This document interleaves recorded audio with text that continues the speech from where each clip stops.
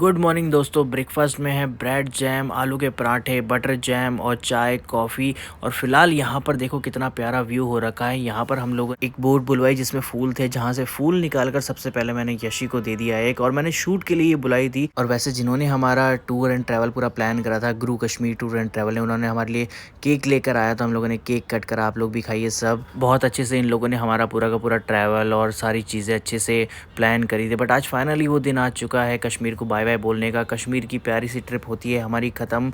मन नहीं कर रहा था यहाँ से जाने का, और इस ट्रिप पे अगर बर्फ़ गिर जाती तो मज़े ही आ जाते। तो यहाँ से हाउस बोट से शिकारा राइड लेकर हम लोग दूसरी साइड जाने वाले थे, जहाँ पर हमारे कैब वाले भैया इंतज़ार कर रहे थे। वैसे आप लोग को मैं सजेस्ट करूँगा कि हाउस बोट में कश्मीर में जब भी रुको तो नगीन लेक में रुकना, आपका एक्सपीरियंस बहुत ही अलग लेवल का हो गया।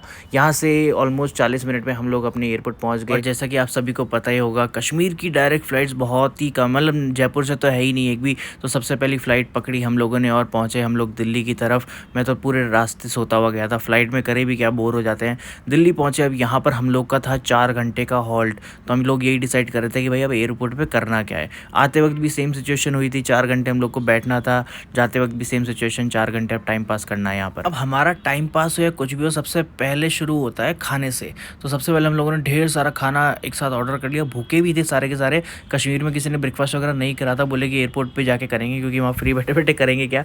पिज़्ज़ा खाया, समोसा खाया, बहुत सारी चीज़ें खाई। इतने सारे लोग देख रहे थे। वहाँ यशी से मेरी लड़ाई होगी, क्योंकि ये 450 रुपये की च्युइंगम खरीद के लेकर आई थी, जिसके लिए मैंने उसको चिल्ला दिया था। फिर मुझे ही नहीं दे रही थी, क्योंकि मेरी भी इच्छा हो गई कि भाई मेरे को भी ट्राई करनी है कौन सी च्युइंगम है जो 450 रुपये की आती है।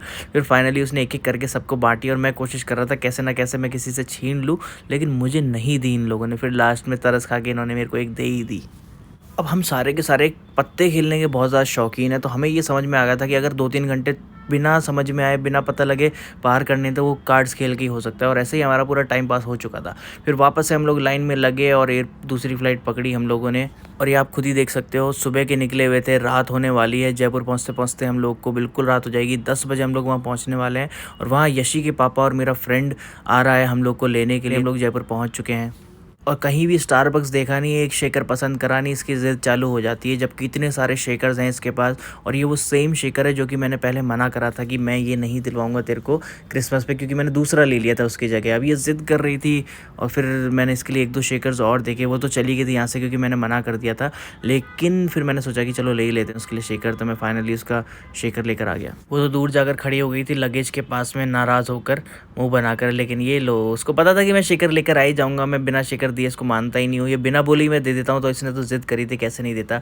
और जैसे हम लोग बाहर पहुंचे, मेरा दोस्त और अरे भाई तो पतंगे लेकर अंकल आ गए थे। यशी के पापा बहुत अच्छे से जानते हैं कि मेरी पसंद की चीज़ें क्या है। फिर अंकल और दोस्त ने हम लोग को ड्रॉप किया फ्लैट पर।